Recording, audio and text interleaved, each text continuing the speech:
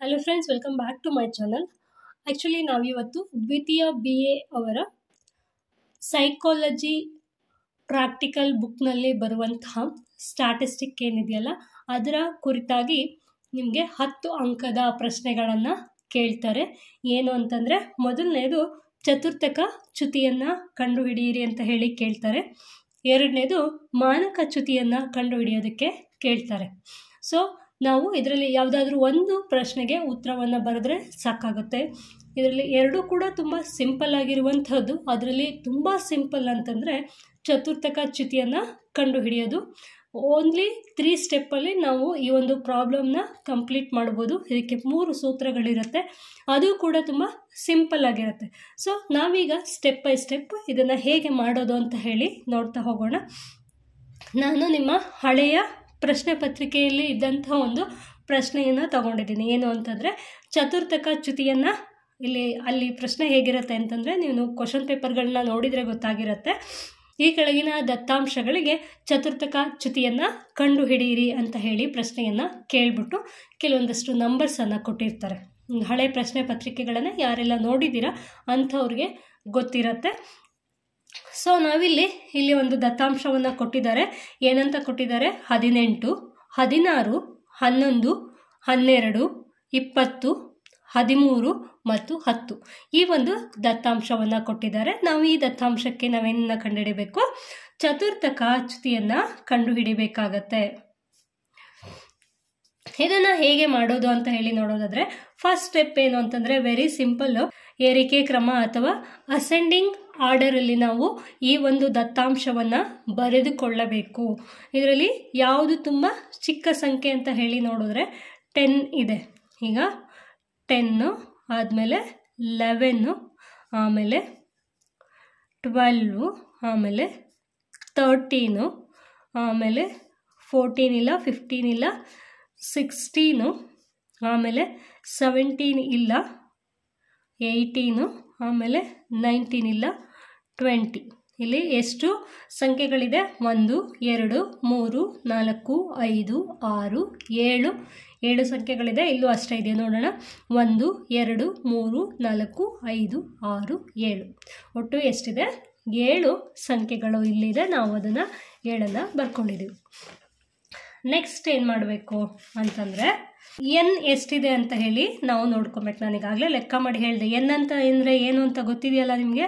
Last year ನಾನು ಹೇಳ್ಕೊಟ್ಟಿದ್ದೆ. N ಅಂತಂದರೆ ಒಟ್ಟು ದತ್ತಾಂಶಗಳ ಸಂಖ್ಯೆ. ಎಷ್ಟು ದತ್ತಾಂಶಗಳಿದೆ ಅನ್ನೋದನ್ನು ನಾವು ಇಲ್ಲಿ ಎನ್ ಅಂತ ಹೇಳಿ ಕರಿತೀವಿ. ಎನ್ ಈಕ್ವಲ್ ಟು ಎಷ್ಟಿದೆ? 1, 2, 3, 4, 5, 6, 7 ಇದೆ. ಎನ್ ಈಕ್ವಲ್ ಟು ಎಷ್ಟಾಯಿತು? 7 ಆಯಿತು. ಸೊ ನೆಕ್ಸ್ಟ್ ನಾವೇನು ಮಾಡಬೇಕು ಅಂತಂದರೆ, ಎರಡನೇ ಸ್ಟೆಪ್ನಲ್ಲಿ ಫಸ್ಟ್ ಸ್ಟೆಪ್ಪು ನಾವು ಏರಿಕೆ ಕ್ರಮದಲ್ಲಿ ಬರ್ಕೊಬೇಕು. ಸೆಕೆಂಡ್ ಸ್ಟೆಪ್ ಬಂದ್ಬಿಟ್ಟು ಮೊದಲ ಚತುರ್ಥಕವನ್ನು ನಾವು ಕಂಡುಹಿಡಬೇಕು. ನಾವಿಲ್ಲಿ ಡೈರೆಕ್ಟಾಗಿ ಚತುರ್ಥಕವನ್ನು ಕಂಡುಹಿಡಿಯೋದಕ್ಕಾಗೋದಿಲ್ಲ. ಅದಕ್ಕೋಸ್ಕರ ನಾವೇನು ಮಾಡಬೇಕು?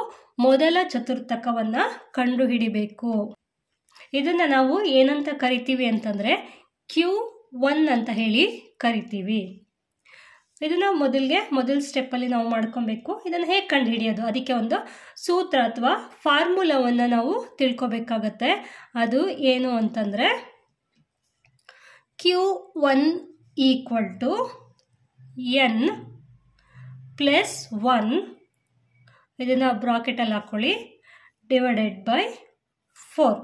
ಈ ರೀತಿ ನಾವು ಈ ಒಂದು ಸೂತ್ರವನ್ನು ಬರ್ಕೋಬೇಕು. ಇಲ್ಲಿ ಸೂತ್ರಕ್ಕೆ ನಾವು ಇಲ್ಲಿರುವಂತಹ ದತ್ತಾಂಶಗಳನ್ನು ಅಪ್ಲೈ ಮಾಡುವಾಗ Q1 ಈಕ್ವಲ್ ಟು ಎನ್ ಅಂತಂದರೆ ಎಷ್ಟು? ನಾವಿಲ್ಲಿ ನೋಡಿದ್ವಿ. ಎನ್ ಅಂತಂದರೆ 7 ಪ್ಲಸ್ 1 ಡಿವೈಡೆಡ್ ಬೈ 4. ಆನ್ಸರ್ ಎಷ್ಟಾಗುತ್ತೆ? Q1 equal to 8. 7 plus 1 8 divided by 4. So ಇವಾಗ Q1 equal to 4 1s 4 2s. Answer ಎಷ್ಟು ಬಂತು? 2 ಬಂತು. ಅಂದರೆ ಎರಡನೇ ಸ್ಥಾನದಲ್ಲಿ ಯಾವ ಸಂಖ್ಯೆ ಇದೆ ಅದನ್ನು ನಾವು Q1 ಅಂತ ಹೇಳಿ ಹೇಳ್ತೀವಿ.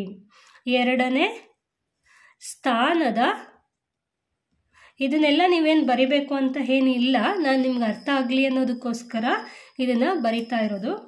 ಎರಡನೇ ಸ್ಥಾನದಲ್ಲಿ ಇರುವಂತಹ ಒಂದು ಸಂಖ್ಯೆಯನ್ನು ನಾವಿಲ್ಲಿ Q1 ಅಂತ ಹೇಳ್ತೀವಿ. ಸೊ ಎರಡನೇ ಸ್ಥಾನದಲ್ಲಿ ಯಾವ ಸಂಖ್ಯೆ ಇದೆ ಅಂತ ಹೇಳಿ ನೋಡೋದಾದರೆ ನಾವಿಲ್ಲಿ ಏರಿಕೆ ಕ್ರಮದಲ್ಲಿ ಬರ್ಕೊಂಡಿರ್ತೀವಲ್ಲ ಅದನ್ನು ನೋಡ್ಕೊಬೇಕು. 1 2 ಎಷ್ಟಿದೆ? ಎರಡನೇ ಒಂದು ಸ್ಥಾನದಲ್ಲಿ 11 ಇದೆ. ಸೊ ನಾವಿಲ್ಲಿ Q1 = 11 ಅಂತ ಹೇಳಿ ಕಂಡು ಹಿಡಿದ್ವಿ. ಇದು ಮೊದಲ ಸ್ಟೆಪ್. ಓಕೆನಾ? ನೆಕ್ಸ್ಟ್ ಥರ್ಡ್ ಸ್ಟೆಪ್ ಏನು ಅಂತಂದರೆ ನಾವು ಮೂರನೇ ಚತುರ್ಥಕವನ್ನು ಕಂಡುಹಿಡ್ಕೋಬೇಕು. ಇಲ್ಲಿ ನಮಗೆ ಎರಡನೇ ಚತುರ್ಥಕದ ಅವಶ್ಯಕತೆ ಇಲ್ಲ, ಮೂರನೇ ಚತುರ್ಥಕವನ್ನು ಕಂಡುಹಿಡ್ಕೋಬೇಕು.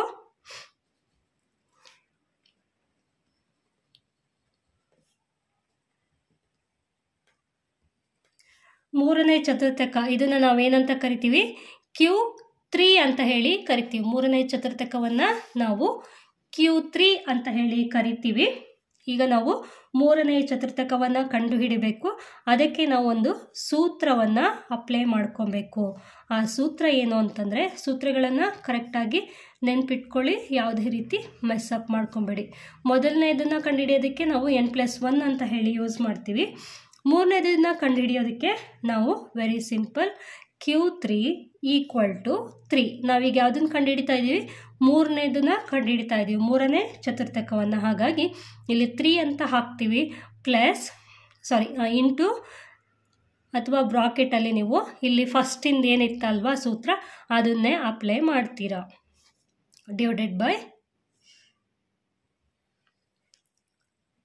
4. ಇಲ್ಲಿ Q3 ನಾವೀಗ ಸೂತ್ರಕ್ಕೆ ದತ್ತಾಂಶವನ್ನು ಅಪ್ಲೈ ಮಾಡುವಾಗ Q3 3 ಆ್ಯಸ್ ಇಟ್ ಈಸ್ ಹಾಗೆ ಬರ್ಕೊಳ್ಳಿ. ಇಲ್ಲಿ n ಇದ್ದಿದ್ದಕ್ಕೆ ನಾವು n ಅಂತಂದರೆ ಏನು? 7 ಅಂತ ಹೇಳಿ ಈಗ ನೋಡಿದ್ವಿ.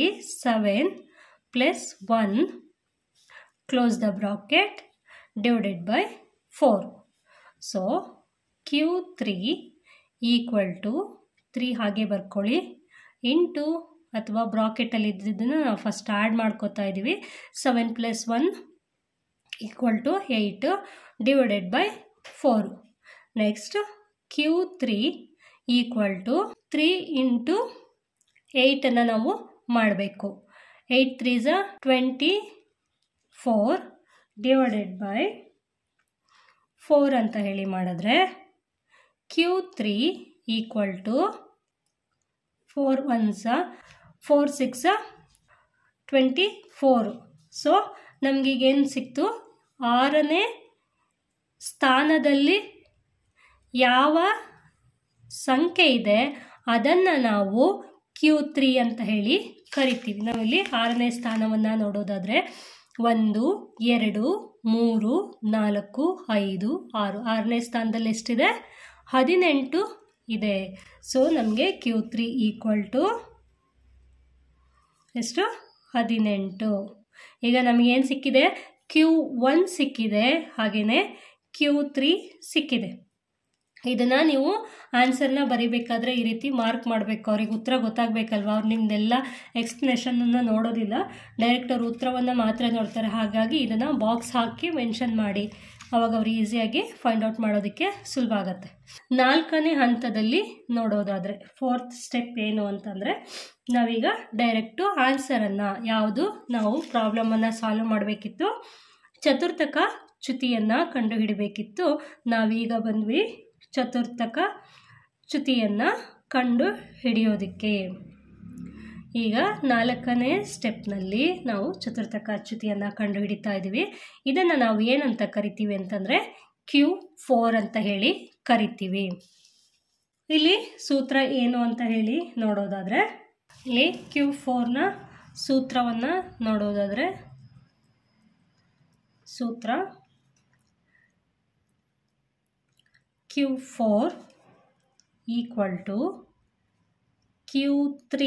ನಾವೀಗ ಕಂಡು ಹಿಡಿದ್ವಲ್ವ Q3 ಎಷ್ಟು ಅಂತ ಹೇಳ್ಕೊಳೋದು. Q3 - Q1 ಡಿವೈಡೆಡ್ ಬೈ 2 ಅಂತ. ಇಲ್ಲಿ ಯಾಕೆ 2 ಅಂತಂದರೆ ನಾವಿಲ್ಲಿ ಎರಡು ಸಂಖ್ಯೆಗಳನ್ನು ತೆಗೆದುಕೊಳ್ತಾ ಇದ್ದೀವಿ, ಹಾಗಾಗಿ 2. Q4 ಈಕ್ವಲ್ ಟು ನಾವೀಗ ಕಂಡುಹಿಡಿದ್ವಿ Q3 ಎಷ್ಟು ಅಂತ ಹೇಳಿ.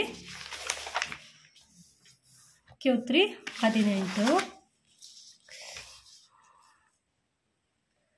18 ಮೈನಸ್ Q1 ಎಷ್ಟು ಅಂತ ಹೇಳಿ ಕಂಡುಹಿಡಿದ್ವಿ 11 minus 11 divided by 2. Q4 equal to 18 11 ಹೋದರೆ ಎಷ್ಟಾಗುತ್ತೆ 7 ಬರುತ್ತೆ ಆನ್ಸರ್ ಅಲ್ವಾ, divided by 2. Q4 equal to 2 1s 2 3s 6 1 ಉಳಿತು ಮತ್ತು ಪಾಯಿಂಟ್ ಇಟ್ಕೊಂಡ್ವಿ 2 5s 10. So answer is 3.5. ನೀವು ಕ್ಯಾಲ್ಕುಲೇಟ್ ಇಟ್ಕೊಂಡು ಲೆಕ್ಕ ಮಾಡ್ಕೊಬೋದು. ಕ್ಯಾಲ್ಕುಲೇಟರ್ನ ನೀವು ಎಕ್ಸಾಮಿಗೆ ಕೂಡ ತಗೊಂಡು ಹೋಗ್ಬೋದು. ಸೊ ಈಗ ನಮಗೆ Q4 ಎಷ್ಟು 3.5 ಅಂತ ಹೇಳಿ ಬಂತು. ಇದಿಷ್ಟು ಆನ್ಸರ್. ನಿಮ್ಗೆ ಇದರಲ್ಲಿ ಎಲ್ಲ ಅರ್ಥ ಆಯಿತು ಅಂತ ಅಂದ್ಕೊಳ್ತೀನಿ. ಇನ್ನೊಂದು ಸತಿ ಬೇಕು ಅಂತಂದರೆ ನಾನು ಎಕ್ಸ್ಪ್ಲೈನ್ ಮಾಡ್ತೀನಿ.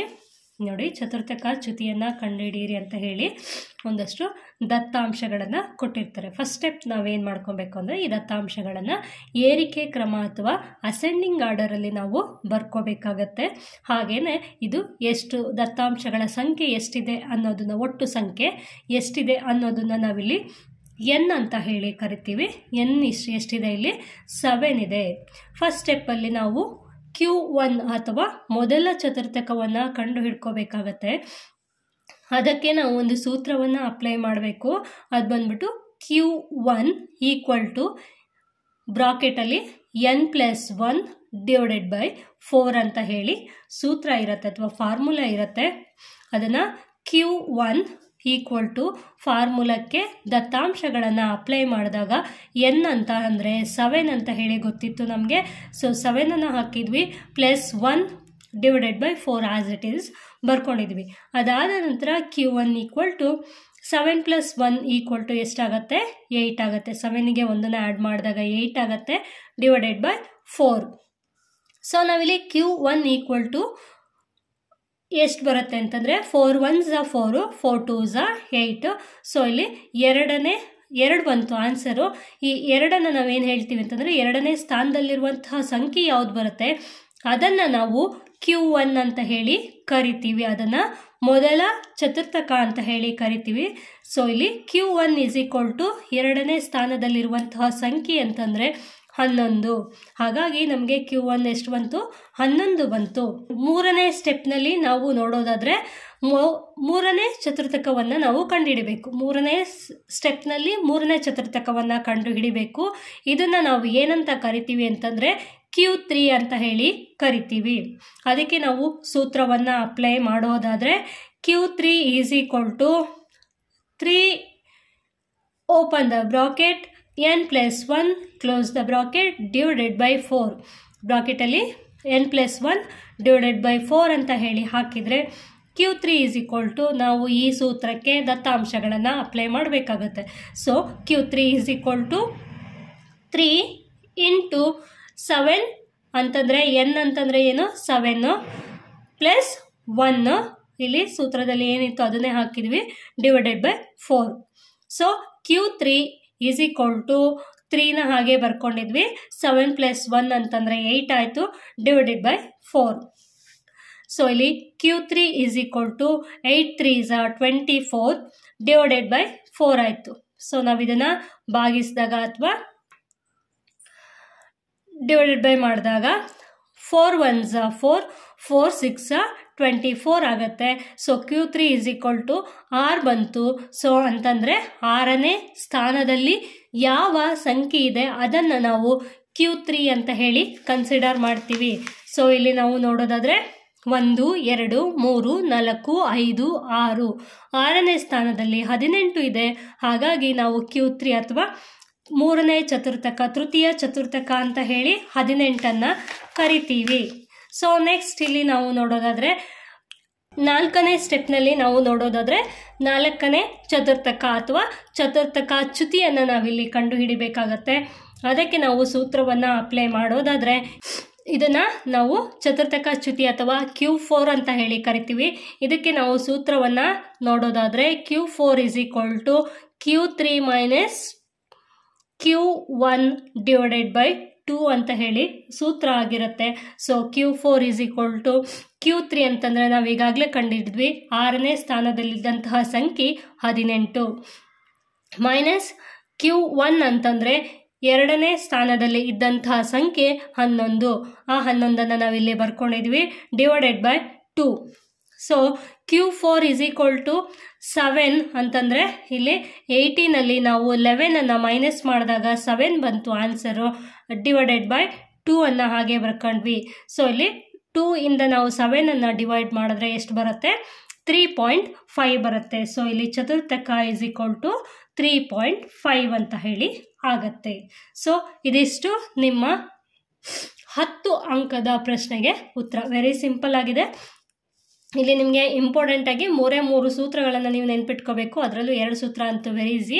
3ನೇ ಸೂತ್ರನೂ ಈಸಿಯಾಗಿದೆ. ಸ್ವಲ್ಪ ಟೆಕ್ನಿಕಲ್ ಆಗಿ 1-2 ಪ್ರಾಬ್ಲಮ್ನ ನೀವು ಸಾಲ್ವ್ ಮಾಡಿದಾಗ ನಿಮಗೆ ಇನ್ನೂ ತುಂಬ ಈಸಿ ಅಂತ ಹೇಳಿ ಅನಿಸುತ್ತೆ. ಇದಿಷ್ಟು ಅರ್ಥ ಆಗಿದೆ ಅಂತ ಅಂದ್ಕೊಳ್ತೀನಿ. ಇದರ ಕುರಿತಾಗಿ ನಿಮಗೆ ಏನಾದರೂ ಡೌಟ್ಸ್ ಇದ್ದರೆ ದಯವಿಟ್ಟು ಕೇಳ್ಬೋದು.